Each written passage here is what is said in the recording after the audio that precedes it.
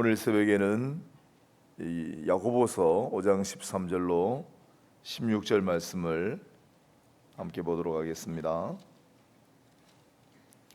야고보서 5장 13절로 16절까지 말씀을 신약 성경 376페이지 제가 읽도록 하겠습니다. 야고보서 5장 13절로 16절입니다.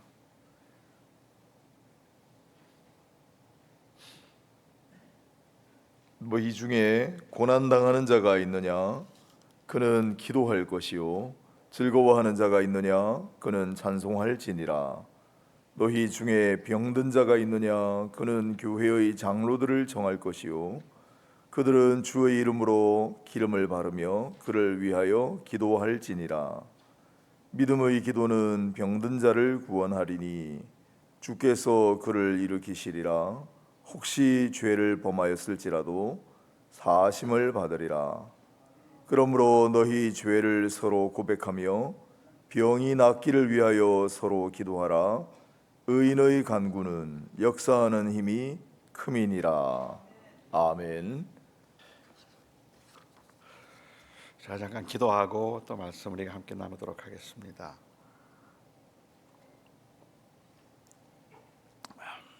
오늘 오신 아버지 하나님, 우리는 하나님의 말씀대로 살고 싶습니다. 주님의 원하심을 알고 싶습니다. 오늘 이 아침에 주님께서 이를 위해서 부족한 저를 세우셨는데 하나님께서 함께 하심으로 하나님 저의 미련함과 그리고 어리석음에도 불구하고 성령께서 역사하심으로 우리 사랑하는 성도들에게 꼭 필요한 하나님의 위로와 하나님의 지혜가 드러날 수 있게 하여 주시옵소서. 예수님의 이름으로 간절히 기도합니다. 아멘. 여러분은 몸이 아프거나 병이 나면 의사가 먼저 생각나십니까? 아니면 목사가 먼저 생각나십니까? 몸이 아플 때, 허리 아플 때, 배가 아플 때 빨리 이 교회에 가서 기도를 받아야 되겠구나 하는 생각이 드십니까? 아니면 병원에 가서 진찰을 받아야 되겠구나 하는 생각이 먼저 드십니까? 아마 어떤 분은 목사도 목사 나름이라고 말씀하시는 분들도 계실지 모르겠어요. 굉장히 능력이 있고 영험해서 병을 잘 고친다는 소문이 난 목사라면 어쩌면 의사보다 목사가 먼저 떠오를지도 모릅니다. 하지만 저처럼 병도 고치지 못하고 그리고 이 엉뚱한 말만 하고 있는 목사는 별로 떠오르지 않을 것 같아요. 저는 누가 편찮으시다는 소식을 듣거나 그래서 방문을 하거나 전화 신방을 하게 될 때가 있는데 그렇게 신방을 가서 이런저런 데가 많이 아프다는 이야기를 들으면 제가 제일 먼저 하는 말은 병원엔 가보셨습니까? 하는 말입니다. 의사 선생님은 뭐라고 하던가요? 하는 말을 저는 제일 먼저 하는 것 같습니다. 밤 12시에 전화가 왔어요. 아들이 배가 아프다고 떼굴떼굴 구르고 있는데 목사님 이거 어떻게 하면 좋습니까? 하고 그렇게 이 전화가 왔을 때 저는 그런 그 전화를 받고 조금 더 걱정하지 말고 그냥 기다리세요. 제가 장로님들과 함께 찾아가서 기도할 테니까 그러면 곧 괜찮아질 겁니다 라고 그렇게 말하지 못하고 그렇게 배가 아프다고 전화를 하면 앰뷸런스 불러드릴까요? 라고 말합니다. 제가 빨리 가서 병원에 모시고 갈까요? 라고 먼저 이야기를 합니다. 심지어는 저의 아들이 열이 이마가 불덩이 같을 때 그때 물론 조급한 마음에 기도를 하기도 하지만 저는 무엇보다도 열을 떨어뜨려야 되겠다는 생각에 아스피린을 먼저 찾게 되죠. 저는 사실은 이렇게 몸이 아프다는 분들에게 내가 기도하면 나을 텐데 걱정하지 마세요. 제가 기도하겠습니다라고 말하지 못하고 병원에 다녀오셨습니까? 의사 선생님은 뭐라고 합니까? 라고 말하고 있는 저 자신에 대해서 꽤 진지하게 생각해 본 적이 있습니다. 왜 나는 기도하면 낫습니다라는 말을 하지 못할까? 믿음이 부족해서일까? 아니면 체험이 없어서일까? 그렇지 않으면 나에게 신유의 은사가 없기 때문에 그럴까? 틀림없이 저에게는 믿음도 부족하고 그리고 체험도 없습니다. 저에게는 신유의 은사도 물론 없습니다. 저는 지금까지 제가 목회를 하는 동안에 아직까지 한 번도 시각장애인의 눈을 뜨게 해준 적도 없었고, 암으로 고생하는 분들을 위해서 기도해서 암세포를 순식간에 날려버린 적도 없었고, 병원에서 수술을 앞두고 기도하는 분을 찾아가서 위에서 기도하지만, 그래서 제가 기도한 후에 이 수술을 받지 않고 바로 퇴원할 수 있도록 그렇게 해본 적도 한 번도 없습니다. 저에게는 물론 신유의 은사가 없습니다. 물론 저는 신유의 은사에 대해서도 많은 경우에 오해가 있다고 생각을 해요. 신유의 은사란 하나님께서 어떤 사람에게 병을 고칠 수 있는 그 능력을 전권적으로 주신 것을 의미하지 않습니다. 하나님께서는 어떤 경우에도 병을 고칠 수 있는 능력을 누구에게도 부여하지 않으십니다. 병은 성령께서 고치시는 것입니다. 사람이 고치는 것이 아니라 성령께서 그 병을 고치시는 것인데, 신유의 은사를 받았다는 말은 하나님께서 그 사람에게 병을 고치는 능력을 주셨다는 뜻이 아니라 성령께서 그를 통해서 자주 신유의 역사를 나타내신다는 뜻일 뿐입니다. 그러니까는 성령께서 그를 자주 사용하셔서 병을 고쳐주신다 할지라도 그에게 능력이 있는 것이 아니라 성령께서 하시는 일이라는 말이죠. 그런데 저를 통해서 자꾸 병이 낫게 되면 마치 제게 그런 능력이 있는 줄 알아요. 내가 기도하면 다 나을 것이라고 생각하거나 내가 기도하면 된다고 생각하는 건 굉장한 오해라는 말입니다. 성령의 뜻이 있어야 되고 주님의 원하심이 있을 때 그 일이 가능해지는 것이지, 자기가 원한다고 되는 일이 아니기 때문에 그렇습니다. 물론 제가 기도해서 병이 나은 적이 없는 건 아닙니다. 저는 이제 피바디라고 하는 음악대학원에서 성경 공부를 오랫동안 인도했는데, 한 번은 저에게 한 학생이 울면서 전화가 왔어요. 다음 날 이제 박사과정 마지막 피아노 리사이틀이 있는데 팔목이 너무 아파서 피아노를 칠 수가 없다는 거예요. 너무 마음이 안 됐잖아요. 그래서 제가 찾아갔습니다. 그리고 위에서 기도를 했는데 정말 팔이 안 아팠어요. 그래서 그 다음 날 연주를 마치고 졸업을 할 수 있었습니다. 제가 이 경험 때문에 돌아다니면서 저는 주로 허리병과 팔목을 고치는 은사를 받았습니다 라고 말하고 다니면 안 되는 겁니다. 못합니다. 왜냐하면 제 평생에 단 한 번은 일어난 일이고 그 이후에는 일어나지도 않는 것인데, 이것도 제게 능력이 있어서가 아니라 하나님이 그 자매를 위해서 그날 저를 사용하셨을 뿐입니다. 그렇기 때문에 신유의 은사는 어떤 개인에게 능력이 부여되는 것이 아니고 성령께서 하시는 일이라고 볼 수 있을 것 같아요. 저에게는 물론 그런 의미에서 신유의 은사가 없습니다. 하지만 제가 신유의 은사가 없어서일 뿐만 아니라 제가 가지고 있는 현대 의학에 대한 저의 신학적인 입장과 그리고 일반 의학에 대한 신학적인 입장, 그리고 저의 신앙적인 확신 때문에 저는 사실은 병을 고쳐달라는 기도보다 의사를 찾아가라는 이야기를 더 많이 하기도 하는 거죠. 저는 목회를 하면서 단 한 번도 그런 능력을 달라고 기도해 본 적이 없었고, 제가 정말로 참 종이 되기 위해서는 그런 능력이 있어야 된다고 생각해 본 적도 없었습니다. 아주 어려운 상황에서 고통스러워하거나 힘들어하는 분들을 이렇게 뵈면, 그러면 내게 그런 병을 고칠 수 있는 능력이 있으면 참 좋겠다라는 그러한 간절한 마음을 가진 적은 있었지만, 사실은 그러한 간절한 마음을 갖는 것조차도 저는 때로는 하나님 앞에 죄송스럽다는 생각이 들 때가 있어요. 왜냐하면 마치 제가 하나님의 그 지혜를 다 알 수 있는 것이 아니라면, 하나님은 모든 병을 고치실 수 있는데 나라면 고쳐줄 텐데 왜 하나님은 안 고쳐주실까라고 마치 내가 하나님보다 더 선한 것처럼 그렇게 생각할 수 있겠다 싶은 마음이 들기 때문에, 그렇기 때문에 아파하는 분들을 보면은 안타까운 마음이 생기고 고쳐주었으면 좋겠다는 생각이 들지만, 그를 향한 하나님의 뜻을 알지 못하고 있는 저로서는 쉽게 함부로 결정해서 기도할 수가 없더라는 말입니다. 목회 초기에는 제가 좀 속물적인 생각을 가졌던 적이 사실은 있어요. 교회를 개척했는데 한 1년 동안 교회가 잘 성장하지 않고 빨리 자라지를 않으니까, 그러니까는 좀 답답한 마음에 내가 암만 고칠 수 있다면, 이 교회 그냥 교인들이 차고 넘칠 텐데 라는 이 교회 부흥을 위한 속물적인 생각을 가진 적은 있었습니다. 하지만 그럼에도 불구하고 저는 아무리 바빠도 병원을 꼭 찾아가고, 그리고 몸이 편찮으신 분들은 언제나 신방을 했습니다. 그리고 몸이 불편하신 분들을 위해서 특별히 더 많이 기도하고 함께 기도하기를 좋아했습니다. 그 이유는 혹시 어쩌다가 그 병이 낫지 않을까라는 그러한 그 생각 때문이거나, 아니면은 그래서 어느 날 내가 갑자기 유명해지지는 않을까라는 그러한 기대 때문도 아니고, 능력도 없으면서 능력이 있는 것처럼 착각하거나 혹은 교인들에게 능력이 있는 목사인 것처럼 보여주기 위해서는 아니었습니다. 제가 그렇게 특별히 병자들을 위해서 많이 기도하고 싶었고 기도하려고 애를 썼던 것은 저는 기도의 능력을 믿었기 때문입니다. 물론 제가 기도의 능력을 믿는다는 말은 그 무슨 병이든지 고칠 수 있는 어떤 초능적인 능력을 믿는다는 의미가 아니라, 하나님께서는 우리의 기도를 들으시고 우리가 하는 그 기도를 하나님은 기뻐하신다는 것을 확신했기 때문이라는 말입니다.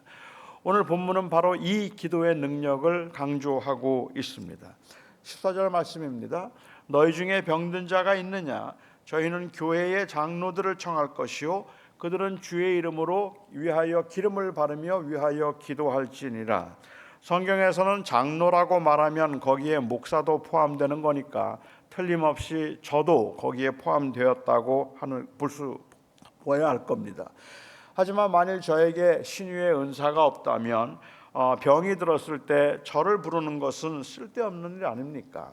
만일 야고보 사도가 병든 자들은 빨리 의사를 부르라고 했다든지, 아니면은 교회 안에 신유의 은사를 가진 자들을 부르거나 특별한 능력이 있는 사람을 부르라고 했다면 그렇다면 이해가 되겠는데, 목사를 부르라고 했으니까 그 당시에 목사들은 모두가 다 신유의 능력을 가지고 있었거나 아니면은 다른 목적에 의해서 목사를 부르라고 했다고 보는 것이 마땅할 것 같아요. 저는 후자가 맞다고 생각합니다. 그래서 하나님께서는 그 목사에게 준 독특한 그 사명이 있다고 생각하는데, 하나님께서 정하신 목사를 향한 이 목회적인 기능 또 사역은 분명히 의사의 그것과는 다르기 때문에 그렇습니다. 야고보 사도는 의원을 부르지 말고라든지 무엇보다 먼저라는 말을 사용하지 않고 교회의 장로들이라는 말을 사용했다는 것을 주목해 보고 싶습니다. 교회의 장로들이라면 이것은 교회의 영적인 지도자들을 의미합니다. 다시 말하면 교인들의 영적인 상태에 관심을 가지고 책임을 진 사람들이 바로 교회의 장로들이라는 말입니다. 따라서 몸에 병이 들거나 고난을 당하면 교회의 장로들을 부르라는 이야기는 교회적으로 관심을 가져야 된다는 이야기이고 영적으로 관심을 가져야 된다는 의미라고 보아야 할 것입니다. 사람이 몸이 병이 들게 되는 데는 여러 가지 이유가 있을 겁니다. 의학적인 이유는 우리가 차치하고라도 하나님께서 잠시 고난을 받게 하심으로 연단하기 위해서 고난을 주실 수도 있습니다. 아니면 하나님께서는 그 고난을 통해서 하나님의 능력을 보여주시고 병고침의 역사를 일으키기 위해서 하나님께서 그 고난을 주시는 경우도 있을 겁니다. 그렇지 않다면 하나님께서 범죄함으로 인하여서 징계일 수도 있습니다. 아니면 다른 사람의 유익을 위해서 하나님께서 잠시 고난을 받게 만드시는 경우도 있을 겁니다. 그렇지 않다면 하나님께서 이제 그만 쉬도록, 그에게 주어진 사명을 다 하도록 해서 하나님께서 쉼을 얻도록 하기 위해서 천국으로 데려가기 위해서 병을 주시는 경우도 있을 겁니다. 그러니까 사람들이 고난을 당하게 되면 많은 경우에 내가 왜 이런 고난을 당하는가를 묻지만, 우리가 병이 들게 된 원인이나 이유를 사실은 알 수가 없어요. 영적인 이유를 알 수가 없다는 말입니다. 만약에 어떤 사람의 경우에 있어서는 정말로 하나님께서 그 병을 주심으로 회개하기를 기대하는 사람도 있을 것이고, 병고침을 위해서 기도해야 되는 사람도 있을 것이고, 아니면 하나님과의 관계를 회복해야 되는 사람도 있을 것이고, 참아내야 되는 사람도 있을 것입니다. 그렇지 않다면 다른 사람의 유익을 위해서 그것을 그냥 하나님께서 주신 은사라고 여겨야 되는, 제 경우처럼 은사라고 여겨야 되는 경우도 있을 것이고, 아니면 하나님께서 이제 데려가기 위하면 천국의 소망을 더욱 확인하게 하는 것도 필요할지도 모릅니다. 우리의 문제는 우리가 왜 고난을 당하는지 모른다는 것인데, 그런데 자꾸만 우리는 고난당하는 이유를 규정하려고 한다는데 문제가 있어요. 많은 사람들은 고난을 당하면 그 고난을 당하는 이유가 우리의 죄 때문에 하나님께서 치신 것이라고 생각을 하거나 아니면 하나님 앞에 벌을 받고 있는 것이라고 생각하는 경우들이 종종 있습니다. 아마 대표적인 경우가 욥의 경우가 아닐까 하는 생각이 들어요. 욥이 극심한 고난 가운데 있었습니다.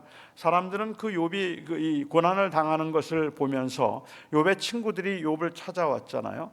욥의 친구들이 욥을 찾아와서 욥을 보고 너무 그 모습이 그 몰골이 너무 흉해서 그들이 너무 욥이 불쌍해서 울었어요. 일주일 동안을 죄를 뒤집어 쓰고 하나님 앞에 그들이 기도를 했습니다. 10명의 자녀들을 동시에 잃어버렸고 재산 다 잃어버리고 그리고 머리끝부터 발끝까지 악창이 나서 그야말로 그 흉한 모습으로 그 앉아있는 그 욥을 보면서 그 친구들이 얼마나 마음이 답답하고 안타까웠으면 그렇게 울었겠습니까? 그런데 그렇게 울고 안타까워하고 슬퍼하긴 했지만 그들이 가지고 있던 기본적인 신학적인 전제는 바꿀 수 없었어요. 그들이 생각할 때 욥이 고난을 당하는 이유는 벌을 받고 있는 거예요. 하나님께서는 사랑하는 자를 축복하셔서 부자가 되게 하시고 하나님께서는 미워하는 자들을 저주하셔서 가난하거나 병이 들게 하시거나 일찍 단명하게 하신다고 생각했던 것이 그 당시 사람들의 생각이니까 당시 유대인들의 그 의식에서 생각해 볼 때 욥이 이렇게 고난을 당하고 있다면 뭔가 죄가 있다고 생각을 했겠죠.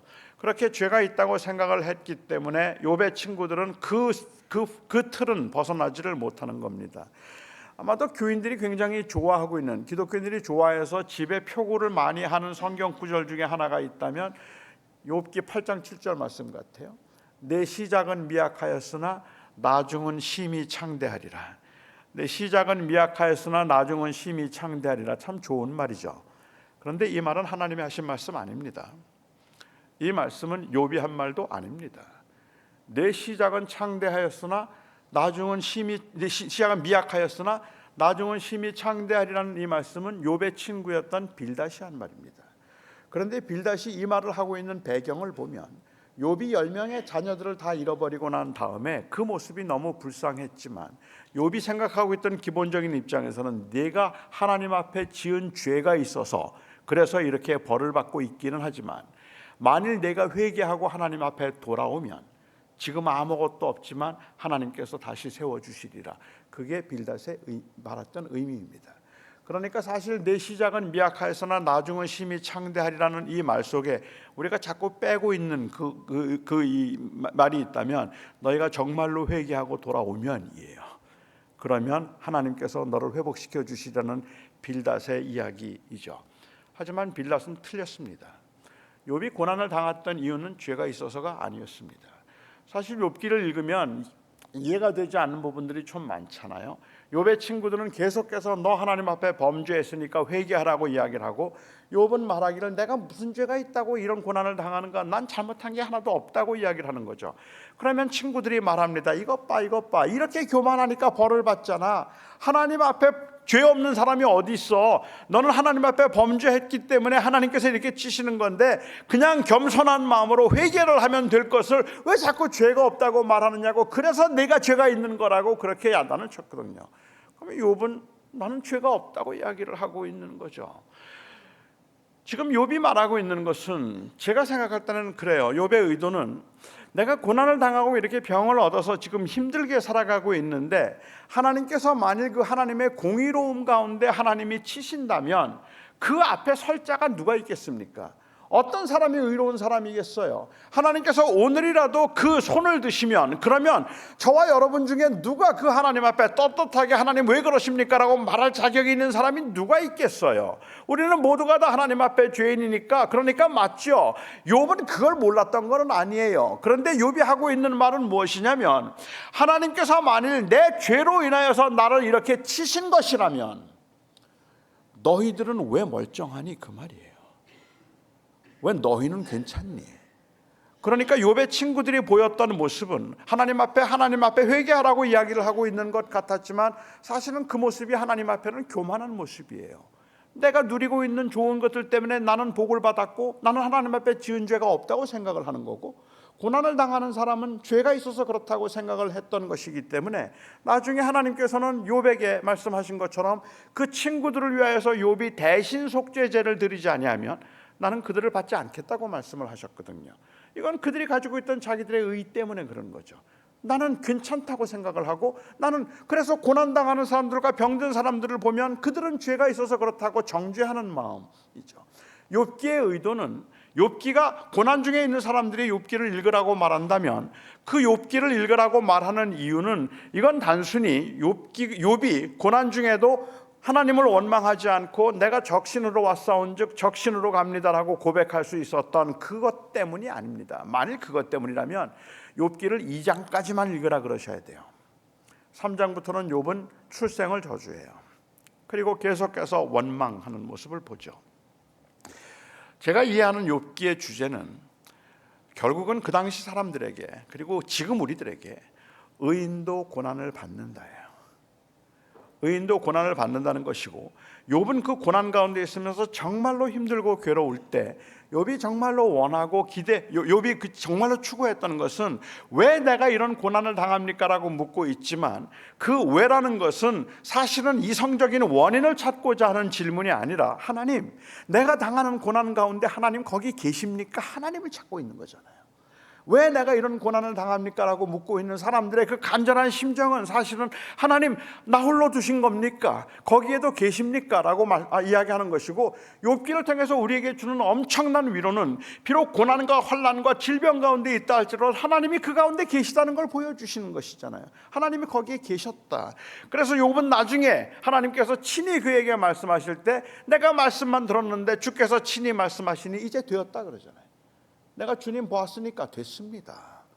고난이 문제가 아니라 이 고난 가운데 우리가 느끼는 그 처절한 절망감, 그리고 버림받았다는 생각, 또한 그래서 하나님께서 나를 떠나셨을지도 모른다는 그 절망감과 그리고 그 극심한 외로움이 성도들을 힘들게 만들고 있는 경우들이 허다하게 많다는 거죠. 욥기는 그런 우리들에게 너무 엄청난 위로가 되는 거죠. 하나님 함께 하시더라. 고난 가운데 있었지만 하나님은 욥과 함께 하셨다. 그리고 욥을 통한 하나님의 계획과 의도가 있었다는 것을 저희들에게 알려주고 계시다는 겁니다. 따라서 목사를 부르라는 이야기는, 목사는 찾아가서 하나님의 어떤 계획이 있는지는 잘 알지 못하지만 그게 병고침일 수도 있겠고 회개일 수도 있겠고 아니면 인내를 가리키는 것일 수도 있겠고 천국을 소망하게 만드는 것일 수도 있겠지만, 그 모든 경우에 궁극적으로 목사가 찾아가서 목사가 기도하면서 해야 되는 그 사명이 있다면 그것은 바로 하나님을 놓지 않게 하는 겁니다. 하나님을 붙들도록 하는 것이죠. 그리고 하나님 앞에 설 수 있도록 도와주는 것, 그것이라고 생각합니다. 왜냐하면 기도는 결국은 하나님과의 관계를 회복하기 위한 수단이지 우리의 필요를 채우기 위한 수단은 아니기 때문에 이 부분에 대해서는 제가 어제 아침에 말씀을 드렸습니다. 오늘 제가 조금 더 집중해서 보고 싶은 것이 있다면, 병든 사람들이 교회 장로들을 청하여서 위하여 함께 기도해야 되는 또 다른 한 이유인데, 그것은 하나님과의 관계를 회복시키는 것도 있지만 진정한 의미에서의 성도의 교제 때문에 그렇단 말입니다.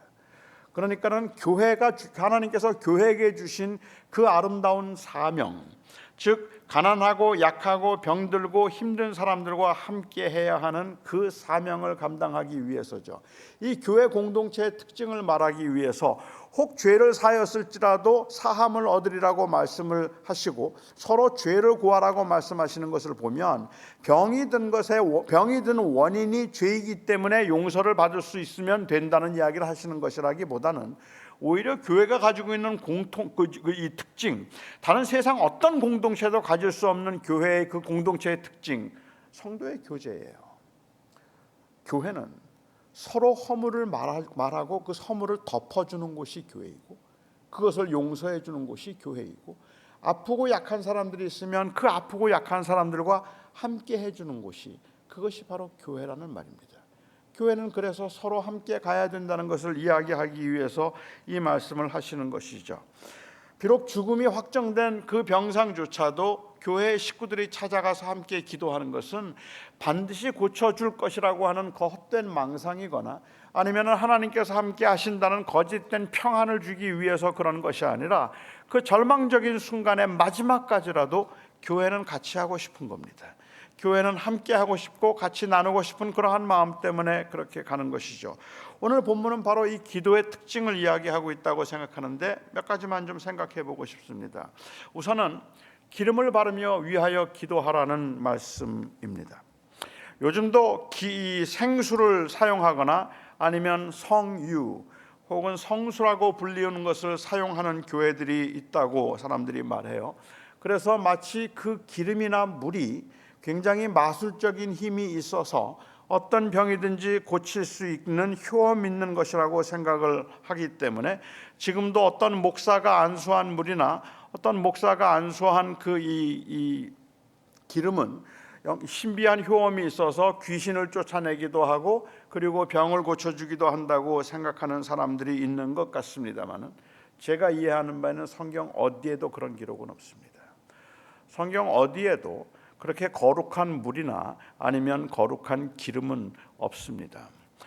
실로암 물가에서 낳을 때부터 시각장애인에 있던 그 사람을 주님께서 눈에 진흙을 바르시고 그리고 이제 실로암 물가에 가서 씻으라라고 그렇게 말씀을 하셔서 실로암 물에서 그 눈이 떠졌지만 그것은 실로암 물에서의 물의 효험 때문이 아니라 예수님의 능력 때문이었습니다. 만약에 그것이 실로암 물의 효험이었다고 이야기를 한다면 그 이후에 시각장애인들은 모두 다 실로암 물에 가서 씻으면 됩니다. 아니면 침의 효과라고 그렇게 이야기를 한다면 주님의 침을 맞으려고 다들 그 앞에 앉아서 주님이 말씀하실 때 튀기는 침이라도 한번 맞아보자고 생각을 했겠죠. 오히려 이 사건은 제가 생각할 때는 굉장히 장애인의 입장에서 생각해 볼 때는 무모한 사건이에요. 주님께서 보통 병을 고치시면서 장애인들에게 나으라 그러면 나았잖아요. 그냥 눈이 떠져라 그러면 뜨게 할 수 있는 분이 주님이신데 왜 이렇게 복잡한 그러한 그 과정을 거치셨을까? 가만히 생각해 보면 이 모습이 그렇게 은혜스러운 모습은 아니잖아요, 솔직히. 건조한 사막 지방입니다. 그런데 예수님께서 침을 뱉어서 진흙을 개어서 눈에다가 발랐습니다. 상상해 보세요. 그 건조한 땅에서 주님께서 침을 뱉어서 이 진흙을 개으려면 몇 번이나 캬캬 하셨을까요? 침을 얼마나 걸쭉하게 뱉으셔야 될까요? 해서 또 뱉으시고 그 모습이 참 어떻게 생각하면 와, 뭐 이렇게 침을 뱉으실까? 그리고는 막 그걸 개어서 눈에 바른다면 예수님 침은 냄새가 안 났을까요? 그리고는 그 장애인이 그 걷는 게 얼마나 힘든 일인데 눈에 바르고 걷는 게 더 얼마나 힘들겠습니까? 왜 주님께서 그렇게 하셨을까? 모르죠. 저는 켈빈의 설명이 가장 적합하다고 생각을 했는데 켈빈은 말하기를 그냥 고쳐주기도 하셨던 주님께서 그렇게 고치신 것은 진흙의 효험 때문도 아니고 침의 효험 때문도 아니고 물의 효험 때문이 아니라 하나님께서는 원하시는 방식대로 고치실 수 있다는 것을 보여주기 위해서였다고 말하는 거죠. 그러니까 하나님이 사용하시는 방법에 제한이 있는 게 아니라는 것을 오히려 보여주시는 것이라고 합니다. 요단강 물가에 가서 나아만 장군이 몸을 씻고 그리고 나병이 나았지만 그렇지만 그 요단강 물의 효험이 아니잖아요. 만일 그랬더라면 모든 이 나환자들이 다 뛰어들었겠죠. 하지만 그렇지 않았거든요. 이건 하나님의 능력입니다. 하나님께서 그를 고치시는데 사용하셨던 수단일 뿐이지 그 자체에 효험이 있는 것은 아니라는 말입니다. 한 10여 년 전에 PD 수첩에서 이 방영을 해서 꽤 유명해진 사람 중에 이재록 씨라고 있습니다. 만민중앙교회 이재록 씨인데 그 당시 PD 수첩의 그 취재를 저도 보았는데요. 그 취재에 보면 이 이재록 씨의 고향인 무안이라고 하는 무안에서 끌어온 물이라고 하는 것을 이 만민중앙교회 뒤에 수도꼭지 10개를 만들어 놓고 그 수도꼭지에서 그 물을 받아서 자그마한 분무병에다 넣어서 팔았습니다. 이 분무병에 넣어서 팔았는데 거기에 그 레이블이 뭐라고 되어 있는가 하면 창조의 근본된 권능의 단물입니다. 창조의 근본된 권능의 단물이라고 해서 그것을 분무기에 넣어서 팔았는데 그 당시에 500원이었어요. 한 병에.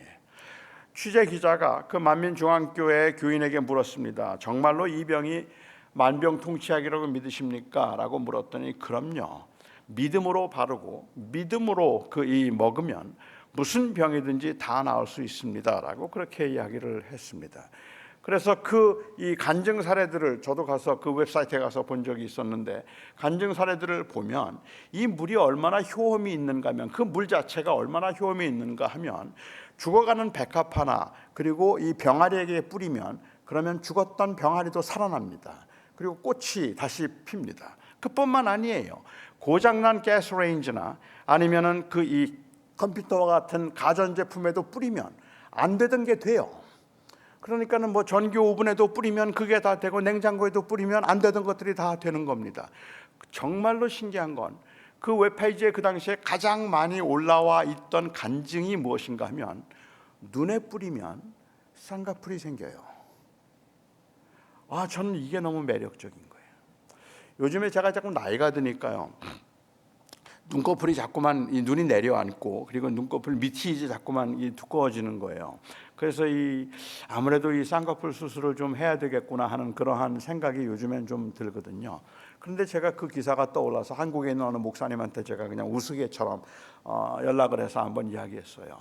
내가 지금 쌍꺼풀 수술을 해야 되는데 혹시 아직도 그 창조의 권능, 근원된 그 권능의 단물, 무한 단물이 혹시 어디 돌아다니고 있는 거 있으면 하나만 좀 구입해 달라고 제가 그렇게 농담 삼아 이야기를 한 적이 있었습니다. 여러분, 속지 마세요. 성경엔 그런 물 없어요. 그냥 주님의 능력이지 어떤 물도 그런 효험을 갖고 있지는 않습니다. 어떤 분들은 그래서 이야기하기를, 여기에 기름을 바르며 기도하라고 하는 말씀이 약을 먹으며 기도하라는 말씀이라고 그렇게 이해를 하기도 합니다.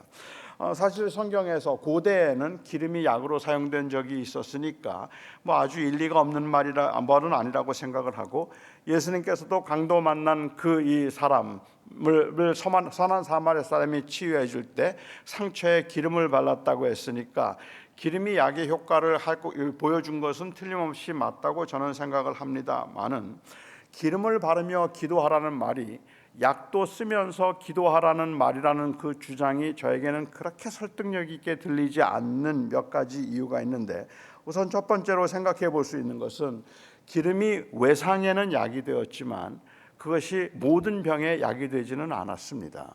그리고 또한 헬라어에 약이라는 단어가 없는 것도 아닌데, 그냥 약을 쓰며 기도하라라고 말하면 너무 분명하게 그 의도가 전달될 것을 왜 상징으로 기름을 바르며 라고 그렇게 이야기를 했을까 하는 것도 잘 이해가 되지 않아요. 그것보다 더 결정적인 것은 무엇이냐면, 기름이 약을 상징한다면 몸에 병이 들거나 아플 때, 그럴 때 가족들이 기름을 발라도 되는 거 아닙니까? 그런데 왜 교회 장로들을 청해서 교회 장로들이 기름을 바르게 했을까? 약을 쓰라는 이야기를 왜 약을 교회 장로들이 줘야 되죠? 교회 장로들을 청하여서 기름을 바르라고 했다는 것이 그것이 약을 쓰면서 기도하라는 것이었다면, 그렇다면 왜 교회 장로들이 굳이 이 일을 해야 됐을까 하는 것이 저에게는 잘 이해가 되지 않는 부분입니다. 제가 생각할 때 성경에서 기름은 성령의 능력을 상징하기도 하기 때문에, 저는 여기에 기름을 바른다는 것은 일종의 예식과 같다고 저는 생각을 해요. 세례를 하면서 마치 물로 세례를 주는 것처럼 우리가 교회 장로들을 청하여서 교회 장로들이 기름을 바른다는 이야기는, 이 이야기는 사람의 능력이 아니라 전적으로 성령의 능력에 의지하여서 주님께서 주의 원하심을 드러내기를 바란다는 간절한 소원들을 교회적으로 성례적으로 행하고 있는 거죠. 몸이 병이 든 사람들이거나 아픈 사람들이 있는 사람들을 교회는 찾아갈 것이고, 그에게 기름을 바른다는 말은 우리가 결국은 성령에 의지하여서 성령께서 그에게 필요한 것들을 도와주시고 함께 해주시기를 바라는 그러한 의미에서 행했던 예식적 행위였다고 보는 것이 더 맞겠다는 생각을 하는 거죠. 성령의 도우심으로 고난을 이기게 하시기도 하시고, 고난을 극복하게 하시기도 하시고, 고난을 물리치기도 해달라는 믿음의 고백이기도 하고, 이렇게 하나님을 바라보는 사람들이 정말로 기름을 바르며 기도하는 것은 병이 낫는 것을 궁극적으로 원하는 것이 아니라, 그것을 통해서이든 아니든 하나님이 나와 함께 하시고 하나님이 나를 지키신다는 것을 경험하도록 하기 위한 그러한 의도라고 볼 수 있을 것 같습니다. 미국에 굉장히 유명한 설교가 중에 데이빗 제레마이아라고 하는 사람이 있습니다. 이 데이빗 제레마이아라고 하는 목사가 그가 설교 중에 자주 사용하는 예화 중에 하나가 데이빗 니섬이라고 하는 사람이 쓴 소설입니다. 이거는 실제 이야기는 아니고 그냥 가상 소설인데, 그런데 그 소설에 있는 이야기를 그가 예화 중에 자주 사용해요. 제가 그 중에 한 일부를 여러분들에게 소개해 드리겠습니다. 두 농부가 있었답니다. 한 농부는 밀농사를 지었고 다른 한 농부는 토마토 농사를 지었습니다. 두 농부 모두 다 신실하게 하나님을 믿는 사람들이었고, 두 농부 모두 다 이번 농사에 사활이 걸려 있었고, 두 농부 모두 다 아내가 병이 들어서 수술비가 필요한 상황이었습니다. 어느 날 이 두 농부의 가족들이 모여서 각각 그 하나님 앞에 기도를 드렸습니다. 밀 농사가 풍년이 되기 위해서는 그날 밤에 비가 한 번 더 시원하게 와 주어야 했고, 알맞게 무르익은 토마토 농사가 풍년이 되기 위해서는 그날 밤에 비가 오지 말아야 합니다.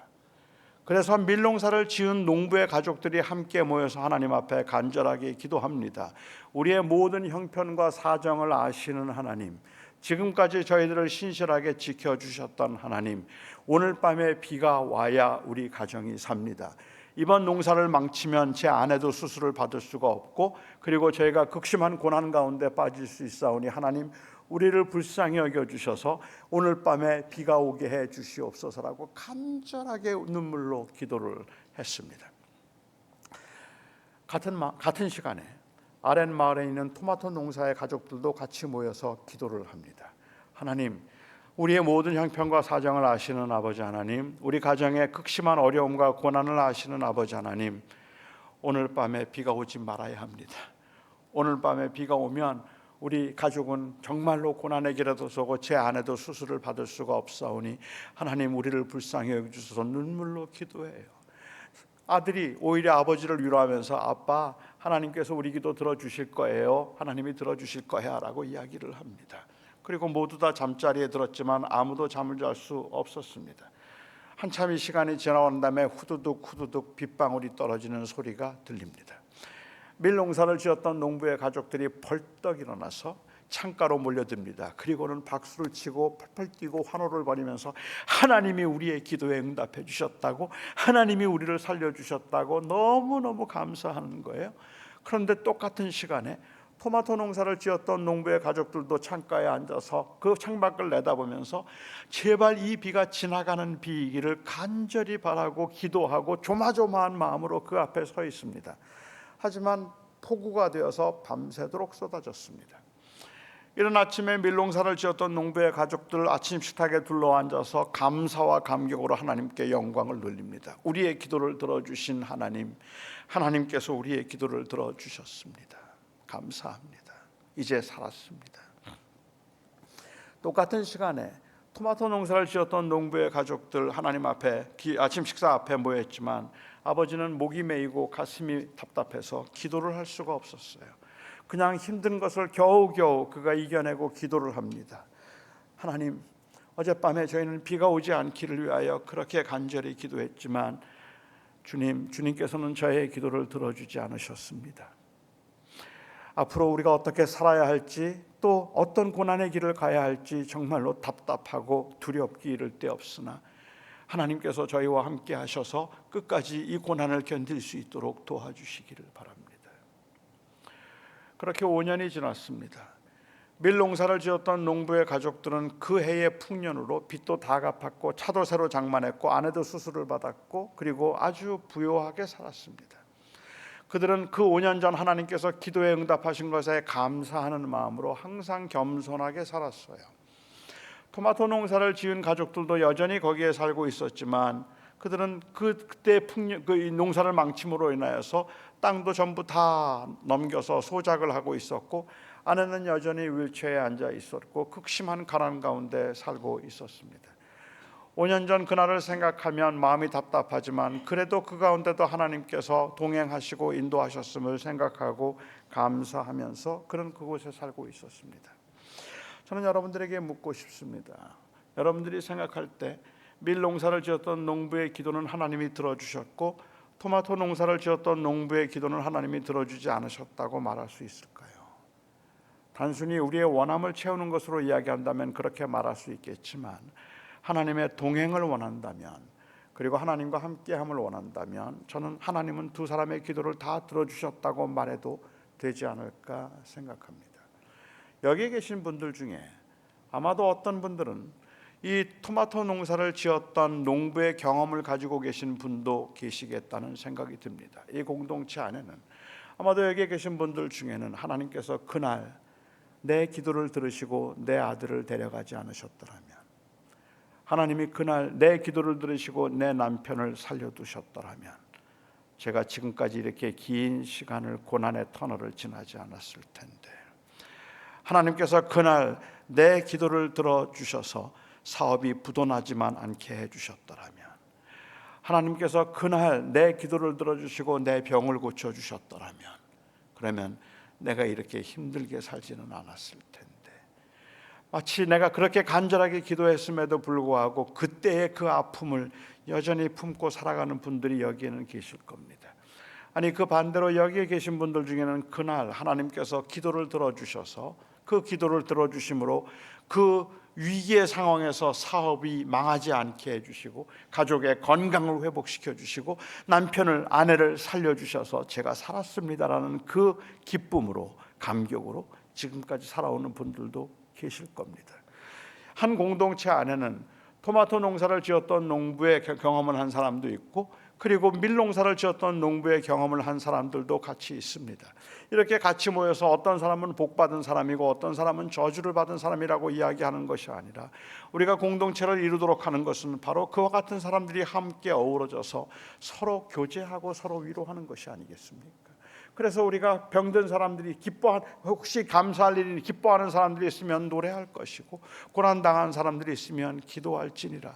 여기에 주님께서 말씀하시는 이 말씀은, 사실은 우리가 고난을 당하면 내가 그 고난 가운데도 하나님을 바라보면서 믿음으로 살리라는 그러한 믿음도 있고, 하나님이 나와 함께 하시니 나는 두려움이 없습니다, 하나님께서 나와 함께 하시니 저는 어떤 길이라도 주님께 가겠습니다, 주님께 순종하겠다는 마음이 우리에게 있는데, 막상 우리의 눈앞에서 파도가 일기 시작하고 바람이 불기 시작하면 못 견디겠는걸요.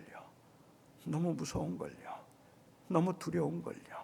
금방 그 파도에 서로 삼켜버릴 것 같은 그러한 두려움을 느끼기도 하고, 때로는 마음이 굉장히 혼란스러워서 왜 나만 이렇게 힘들게 살아야 되는가라는 그러한 그 안타까운 마음 때문에 하나님은 도대체 어디 계시느냐고 막 부르짖고 싶기도 하고, 아니, 기도를 해야 되겠는데, 기도해야 된다는 거는 아는데 기도가 안 나오는 걸요.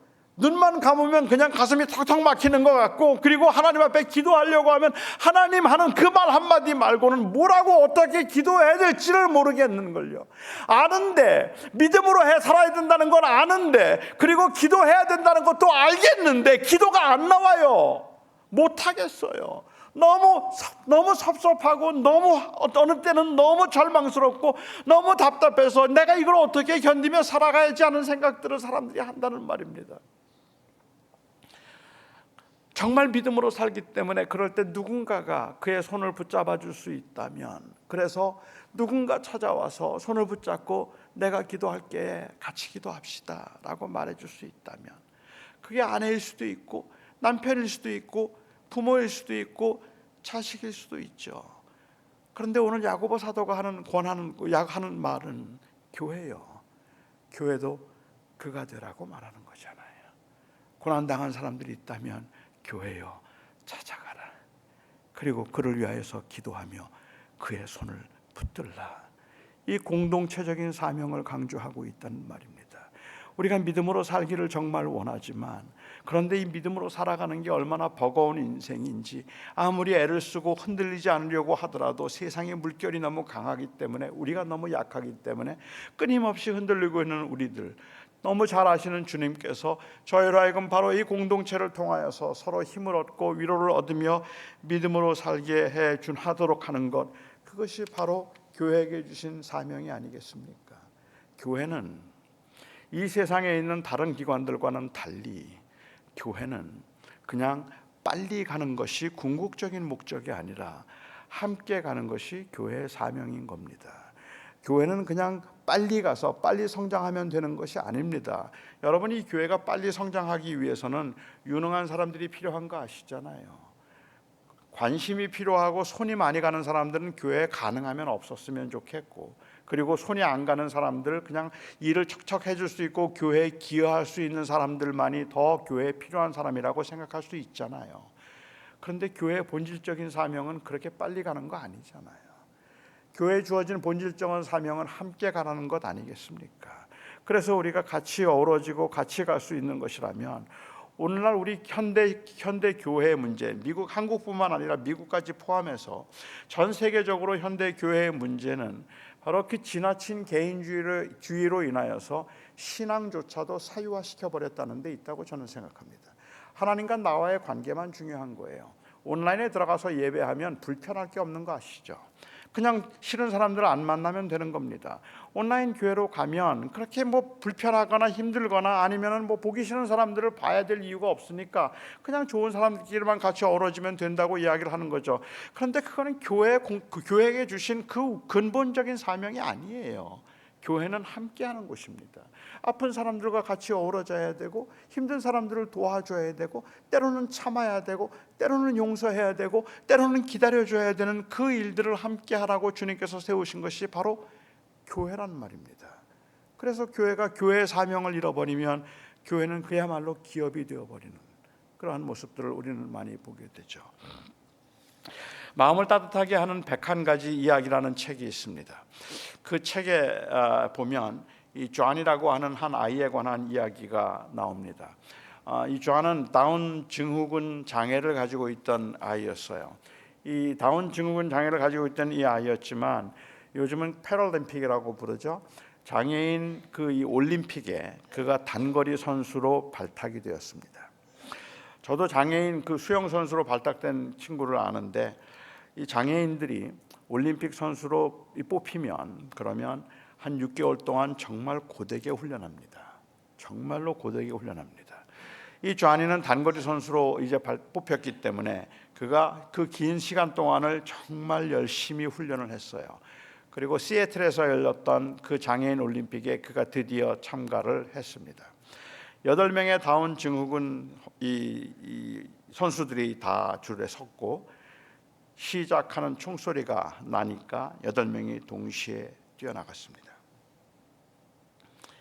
8명이 동시에 뛰어나갔는데 존이가 그만 넘어져 버렸어요. 적어도 이 세상에서는, 서로 경쟁해야 되는 세상에서는 같이 뛰던 한 명이 넘어지면 다른 7명에겐 기회입니다. 7명에겐 기회죠. 그런데 존이가 넘어져서 울고 있는데 앞으로 뛰어나갔던 7명의 이 아이들이, 선수들이 동시에 다 섰습니다. 그리고 모두 다 돌아왔습니다. 넘어져 있는 존이 주변을 둘러섰어요. 그리고 존이를 격려합니다. 존이 괜찮아, 존, it's okay, 괜찮아, 일어나. 그렇게 격려를 하고 그를 손을 내밀어서 그를 일으켜 세워서 8명이 같이 손을 붙잡고 뛰기 시작했습니다.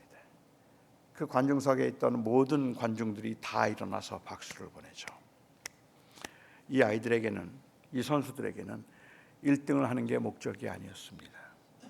그 아이들의 목적은 같이 가는 것이 목적이었습니다. 뛰는 것이 목적이었고 함께 뛰는 것이 목적이었습니다. 전혀 다른 가치관을 가지고 있는 세상 사람들은 이해를 하지 못하겠지만, 그들은 세상에서는 때로는 그렇게 해서 저렇게 해서 어떻게 살아남을까라는 생각이 들 만큼 염려될 수 있는 가치관이겠지만, 그들은 함께 뛰는 것이 1등하는 것보다 더 좋았습니다. 저는 오늘날 교회가 세상에 보여주어야 되는 차이가 있다면 전 이거라고 생각을 합니다. 우리 공동체가 어떻게 다른가 하는 것이죠.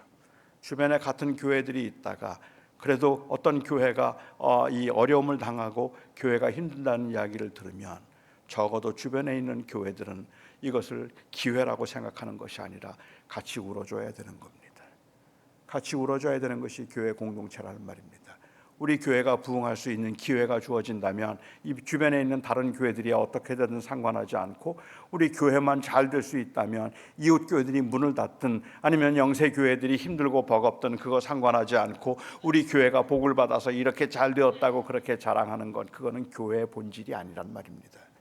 교회의 본질은 그리스도를 주라고 고백하는 사람들이 함께 가자고 말하는 겁니다.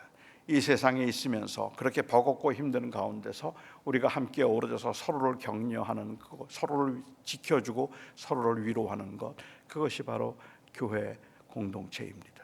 하나님이 저희들을 부르실 때는 그냥 하나님과의 인격적인 개인적인 관계를 잘 맺어서 예수를 주라고 고백함으로 영원한 생명을 얻고 나 죽으면 천국 들어갈 수 있는 입장권 받았습니다라고 기뻐하면서 세상에서 그렇게 사는 것을 하나님이 기뻐하신 것이 아니라 하나님께서 우리를 구원하심으로 그 구원받은 그 구원의 가치를 세상에 드러내기 위해서 적어도 예수 그리스도를 주라고 믿는 사람들은 어떤 경우에도 공동체를 이루어야 하는 겁니다.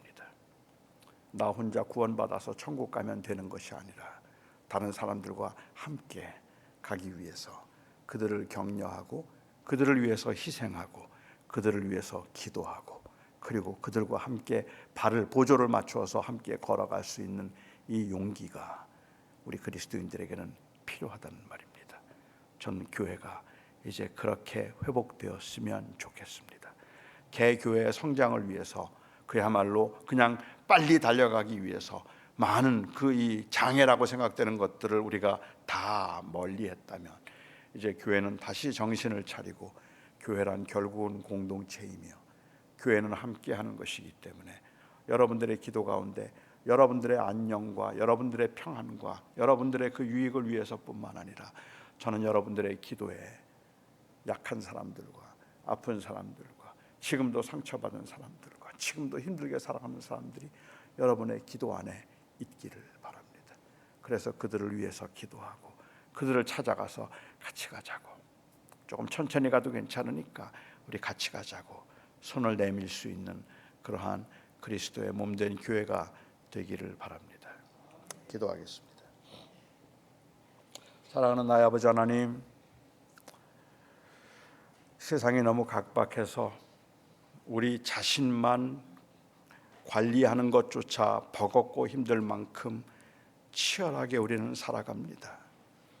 그렇지만 주님께서 우리를 이 땅에 부르시고 남겨두신 이유가 단순히 이 땅에서 성공하고 잘 살라고 하는 것이 아니라 다른 사람들과 함께 어우러지고 약한 사람들과 함께하며 또한 그래서 교회가 그리스도께서 어떻게 이 땅에 오셔서 죽을 수밖에 없는 죄인을 위한 친구가 되셨는가를 삶을 통하여 실천하도록 주님께서 우리를 부르시고 교회를 세우셨다면 우리 온천제일교회를 위하여 주님 앞에 다시 한번 간절히 기도합니다. 이 교회가 여기에 존재하므로 이 교회만 부흥하는 것이 아니라 지역이 밝아지게 하여 주시옵소서. 아픈 사람들, 힘든 사람들, 가난한 사람들, 약한 사람들에게 소망을 주고 위로를 주고 그리고 하늘의 평안을 전할 수 있는 주님의 몸된 교회가 되게 하여 주시옵소서. 예수님의 이름으로 기도합니다.